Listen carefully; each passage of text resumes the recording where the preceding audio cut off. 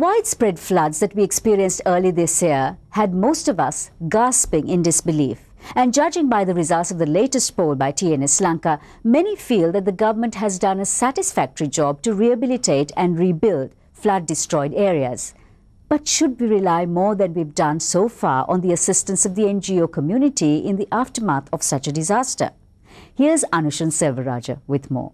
Welcome to the Voice of Business. I have with me the country manager for TNS Lanka, Kunal Sharma. Now, Kunal, there is a message in our latest nationwide poll, isn't there, for the government, in that the popular view is that the NGO community's assistance is needed and that they should be encouraged to help us in the reconstruction phase.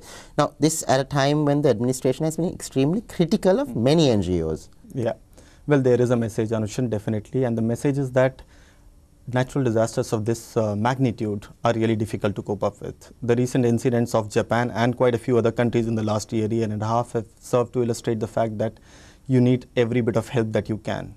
Now, given that the government will have limited resources to cope up with disasters of this kind, any and every bit of help that we can get from NGOs is important. Now, looking back at our own experience in terms of the tsunami time, a lot of NGOs did come forth. Now, there have been various issues around that in terms of some of the misappropriation of funds and all that. But in spite of that, there has been quite a lot of good work that has been done by NGOs. There have been entire villages which have been set up and created by NGOs. So I think the populace is right when they really look forward to these NGOs participating in the rebuilding efforts. Now, over half, 52% of TNS Lanka's sample population feel that the government has done a satisfactory job to rehabilitate and reconstruct flood-destroyed areas. Now, on the other hand, others admit that they were unaware just how widespread the devastation was. Could you cover this in more detail vis-a-vis the ground realities? Well, Anushan, the latest issue of LMD has an article by a lady which talks about the immense weightage given to two issues in media. One is wars, and the second is natural disasters of late, the 2012 story building up kind of. Yeah? Now, what this actually means is that day to day there is a barrage of information on these. Now, if we talk about natural disasters, Japan has just been the latest in a spate of unfortunate events which has been happening over the past 1 or 2 years. It seems like an unfortunate time for the whole globe as it is. Now, given that, what tends to happen for us as viewers is that the latest news tends to capture our imagination, and we just move on from that. Today's news replaces yesterday's news like so much stale food, and I think that is what is happening to a certain extent. More than 80% of those spoken to say that more should be done to identify areas that are prone to natural disasters. Now, is this feasible, do you think? And if this leads to restrictions on development in these areas, if and when they are identified, wouldn't the very same people be up in arms? First of all, let's talk about the identification process. Now, I think it's almost a given that this process does need to happen.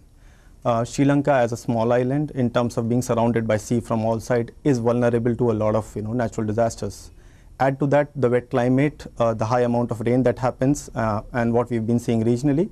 Yes, there is definitely a requirement for the government to go out, use the appropriate resources to identify areas which are clearly at risk. Maybe prioritize them in terms of high risk, medium risk, low risk, and so on and so forth. Having said this, as far as the population is concerned, the population does tend to be a little bit, optimistic in how we look at things. We all believe somewhere fundamentally that tomorrow will exist, without really thinking about that tomorrow can also bring a disaster. Okay, so we plan for a positive future. We do not plan for a negative outcome. So the public will be up in arms. But I think, given the situation, it's important for the government actually to put policy into place and to take suitable actions for the good of these people, even when they object. Kunal, there is also mention of educating the public on disaster management processes. What lessons are there for the powers that be in this line of thinking? I think there are multiple steps as far as the government is concerned that this feedback is telling. The first and most important area, as we already talked about, is about the identification of at-risk areas. Now, once that is completed, then we really need to put a plan around that, right? Now, that plan has to comprise of two separate parts. One is from the government side to actually put in the required infrastructure, okay?